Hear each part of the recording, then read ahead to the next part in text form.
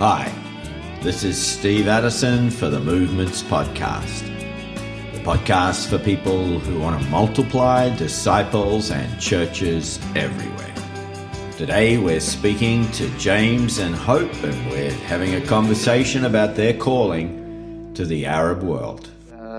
I was 18 when my sister gave me a Bible. I was really depressed at the time. I had just started college, and I started reading the New Testament by myself in my dorm room. And I called her one day and said, "Hey, I think I believe this stuff, and I need to do something about it. You know, I think I probably need to go on a mission trip." Is what I told her, and so she connected me with Zach. She connected me to him, and then I started coming over to his house, drinking coffee, and he trained me that very first day how to share my testimony and how to share. At the time, we were doing the bridge diagram. I made a name list. And so basically, I mean, for me, my whole faith experience of walking with Jesus has been within the context of doing church in homes, making disciples, training new believers immediately, immediately baptizing new believers. And so, I mean, Zach trained me up and then set me loose on my college campus. And so, real quick, well, in the Harvest, I met another guy, Trey, and he and I became best friends and just started being a team together on campus. And we're planting house churches together on and around the university campus where I was studying. And so I'd say, and, because of that experience with Zach, like I ended up getting exposed to a lot of other movement practitioners really quickly as well. He had other movement practitioners coming into the city to just to speak into our lives and to help encourage us and to train us up. And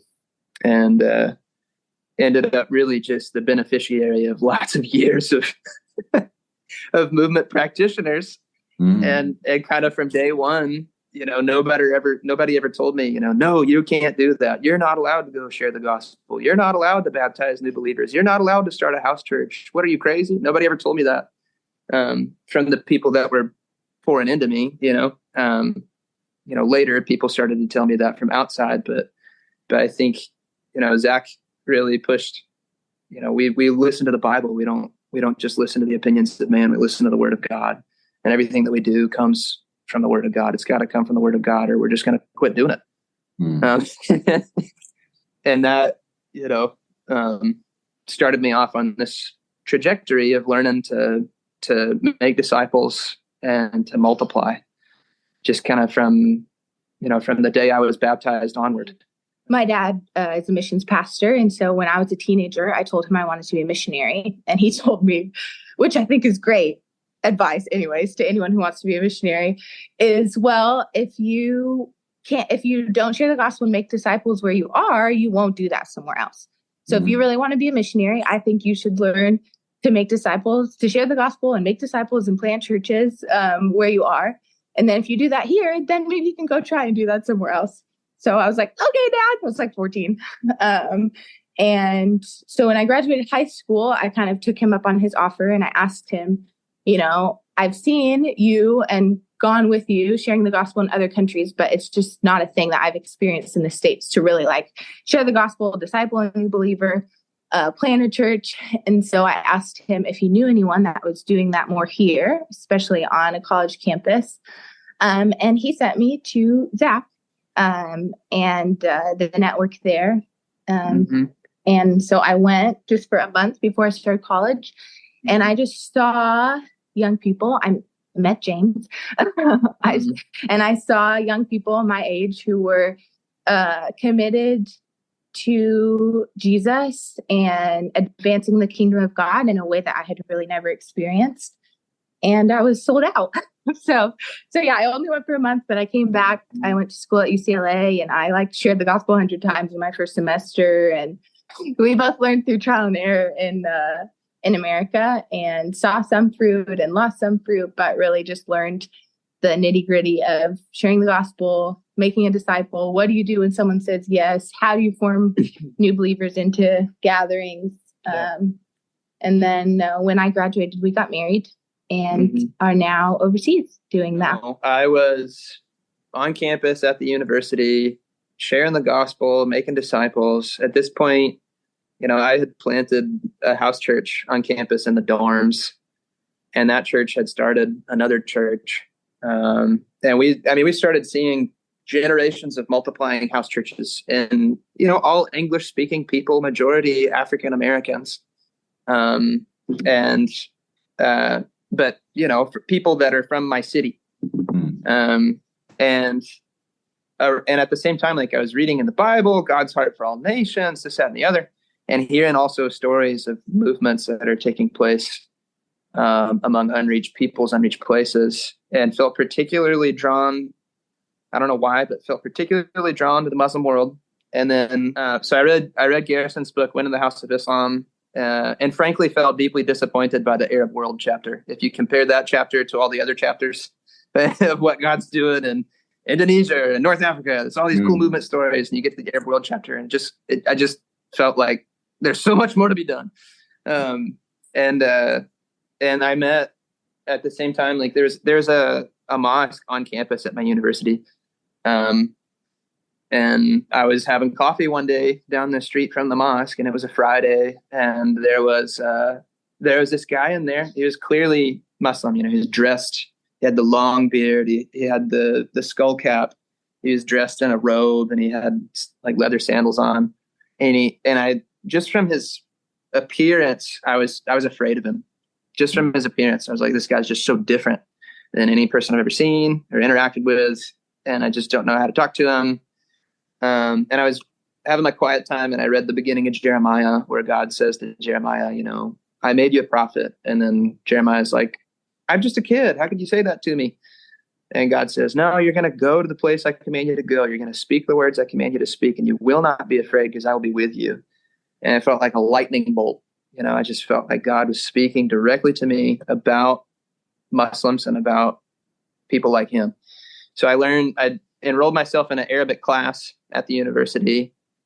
I started meeting every Arabic speaker I could possibly find. At my university, there's all these Saudi Arabians and people from Yemen and people from Syria and people from all over the Middle East that were coming. And everybody that would walk by that I thought maybe looked like an Arab, I'd just be like, Salam alaikum. And then get coffee with people, end up in people's homes. I started Bible studies I started probably 10 or 20 Bible studies with different Muslim guys, and went to the mosque. I went to every mosque in my city. I went to go try to meet people, to go try to share about Jesus, to go try to learn and to try to understand their faith. And just felt like, I shared the gospel with people from all over the world. But anytime I met a Muslim, and especially an Arab, I just felt like my heart was on fire. Felt like, this is my people. God's called me to these people, to this people. So one day I'm on campus in the food court, and I see this guy, and I'm looking at him. I think he's Arab, and he's lost, And so I walk up to him, and I just greet him in Arabic. Assalamu alaikum. And he's like, look, you speak Arabic. And I'm like, yeah, only a couple words. That was about as much as we could figure out. And he's lost. He's trying to find something to eat at the food court, and he can't tell what's halal and what's haram. And so I grab him, and we go to I think it was Chick-fil-A, the Lord's Chicken. And so we shared lunch together, and then he pulls out his schedule, and he can't figure out where he's going. I'm like, well, I'll help you. I'll walk you to class. And so I walk him to class, and he just grabs me and hugs me. And he's like, Habibi, man, I love you so much. Thank you. And we exchanged numbers. And I think just I just helped him, and he loved me after that. So then we went, I'd go over to his apartment. We would hang out. We would eat meals together. And then I just started sharing my faith with him. And he said, you know what? I shared the bridge diagram with him. I said, look, something super important I have to tell you. Let me tell you my story about how God changed my life, and then let me explain this picture of what it looks like to be close to God. And so I told him, I was a sinner. I did this, this, and this. And then I started following Jesus. It's totally different. And he's just like, he's kind of, he feels like kind of weird that I'm talking to him about sin and shame from my past. He's like, whoa, And then I explained this story to him. I explained the gospel to him. And he's like, look, you got to understand, I've been taught the exact opposite of this from the day I was born until now. You know? So I've never heard this. I've only ever heard the opposite. And you got to give me some time, you know? I was like, that's okay, man. That's why I'm here. It's because I want to try to share this with you so we can talk about it. And he told me, he was like, you know, I've met lots of other Americans, and you're the only one that I really respect and trust, because I know that you're a man of faith. All these others, I can't trust them. You know, I mean, people have, you know, he's meets all kinds of different college kids that are out partying, doing I don't know what, but he's like, you're a man of faith, so I trust you. And that's kind of how it went with every guy I met. You know, it was always similar. It was, you know, there's just this big cultural divide between us. And if I took a step to try to meet them, and they were super stoked to be received by a local person, you know, he's from the capital of the Muslim world, basically. He's from Mecca. And, you know, he never came to the Lord with me. You know, he never confessed faith in Jesus. We studied the Bible together. We kind of quit meeting up because he showed me that he was no longer interested. And then even other people from my house church accidentally knocked on his door one day while they were out knocking on doors, and they shared the gospel with him again and gave him a Bible.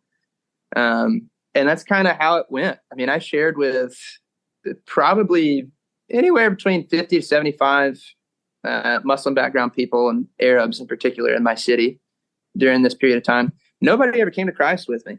Not one. Not one. During this period of time, I shared with all these people, with, you know, I really aggressively pursued trying to get to know Arabs and to get to share the gospel. And in that whole period of time, no Arab Muslims ever believed the good news with me personally. You know, I met maybe 2 Arab Muslim background believers during that time. But nobody ever came to faith with me. But I felt like, I mean, regardless, I just felt like giving them the opportunity to hear the message was enough. I still feel like some of those guys that I shared with, I'm going to see them in heaven one day.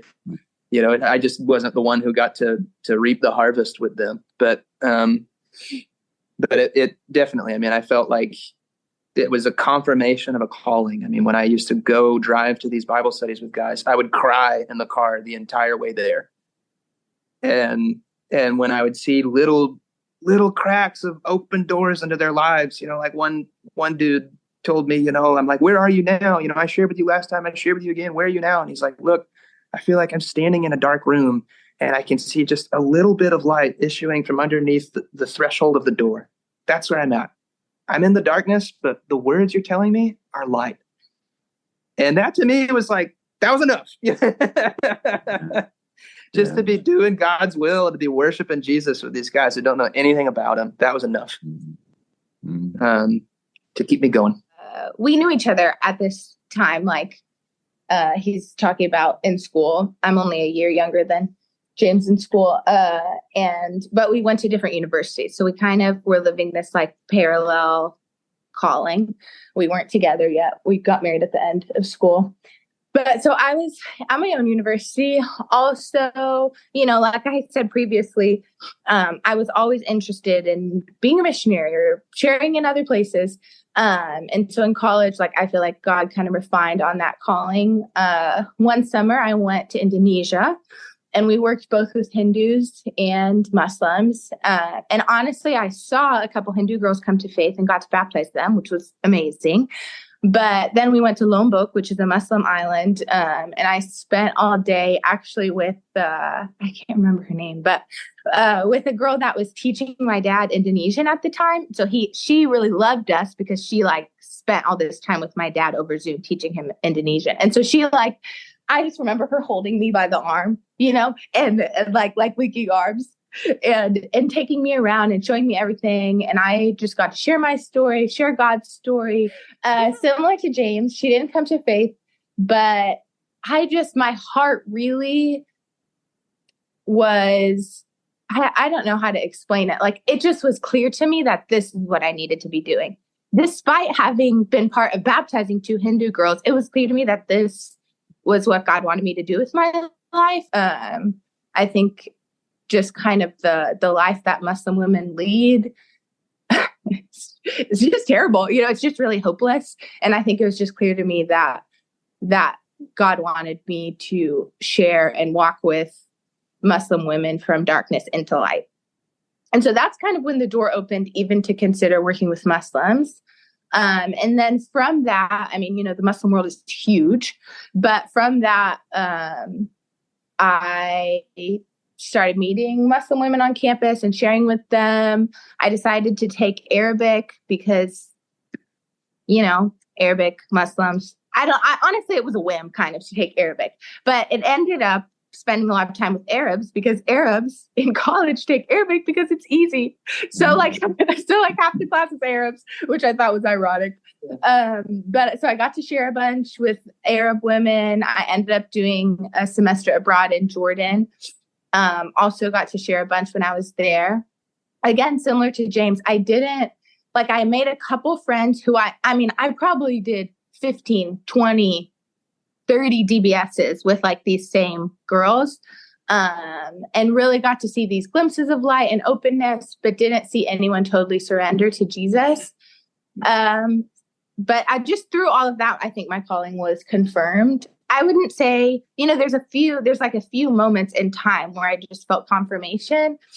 And I think that it's just a story of one step after another, simple yeses to these little promptings from God, maybe you should enroll in this class. Maybe you should study abroad in Jordan. Maybe. And it's kind of brought me to where I am today, where now I totally feel like I couldn't be working with any other people that I'm working with. Both of these things were happening in our lives at the same time. So even I said I studied abroad in Jordan. James came to visit his sister, quote unquote, in Jordan. And that's actually when we started dating. And so we started dating in the Arab world. Yeah. But so it was, I would say that we both felt separately called to Arabs. Mm-hmm. And then we started dating and got married. And that it was just, then God started to direct us together as a unit. So during this period of time where we knew each other, and I finally grew up and became a man and decided that I really wanted to marry this woman. And I also, so we got married. I proposed, but we got married. I knew too that she was called to the same thing I was called to, and she knew that about me as well, that we had our own independent callings to the same people, to the same region. And so when we got married, we knew that's what we were planning, was to get hitched and then to move overseas, to get into the Arab world, to start working on this language and start learning these people and start sharing the good news. That was the advice that we got from Steve Smith. Actually, was identify a family of peoples that share, a family of unreached peoples that share a common trade language, and then move to a leading city within that family of peoples, learn that common trade language and get busy sharing the gospel, making disciples, learning what you can, and keep your heart open as you share the good news towards the gaps, and let God lead you towards the unreached and the unengaged peoples within that, to the unengaged peoples within that family of unreached peoples. Mm-hmm. And so that was the advice we had. So that was our plan, was get married and move. And then got married. We were actually living in my in-laws' back house. The house, the pool, my in-laws' pool house is where we were living. And we're sitting out there one day, we're doing an hour of prayer, me and Hope. And at the end, we spent some time just listening. Okay. God, would you just speak to us? And at that moment, I felt like I could see a picture in my head of a map of the Middle East, of the Arab world, and this great big heavenly key that went into the country that we're living in right now. And when it turned, this country lit up, and then all the countries immediately surrounding that country simultaneously lit up as well. And I felt like God was speaking to me that this was the place where he wanted to establish a movement that would have an effect and an impact on the entire region, not just this nation that we're in. So that was confirmation for us about where to go. And we just had connections also. You know? I think, like I said about calling, I think a lot of our story is just, it's easier for God to direct a moving train is just taking steps forward, and saying yes to God when doors open and walking through them and letting God direct. And so we do have, like the vision that James had, these moments where we feel like God really spoke to us. And then there's a lot of moments where we're just kind of walking and God is directing us. Correct. Which So your call is your general call to the Arab peoples is confirmed by your ministry engagement, and then and that helps sort of filter out all sorts of other options. But then there was a God intervened and said, "This is the spot, guys," and it also made sense. Because of the connections that you had in that part of the world. Yeah. So, and the whole time as you're wrestling with God's will, you're moving forward to see how he confirms and opens up doors. Yeah. I mean, we were raising support before we even had a country. So we hadn't decided. Right. We hadn't decided which country. We were taking trips to the region. But I just mean we were moving in this direction before we had a clear, we're going to move to this city. Right. It's true, And then along the way, every now and again, you're going to say, well, let's just stop and in prayer, wait on God. So I just like the variety of ways that God confirmed the direction of your life and ministry and the specifics of the location through all sorts of, through the word, the spirit, and then as you're inching forward, those confirmations come. Yeah. Right. I think the reason that I pointed that out is just because I think sometimes talking to people back home who are interested, not even necessarily moving overseas, but whatever, doing something, feel like God is directing them. I think sometimes when we use the word calling, it's intimidating. I think I felt that way. I felt that way personally. Like I have to have this huge vision from God of exactly what I need to do before I do anything. And I think it is absolutely true that James and I are called.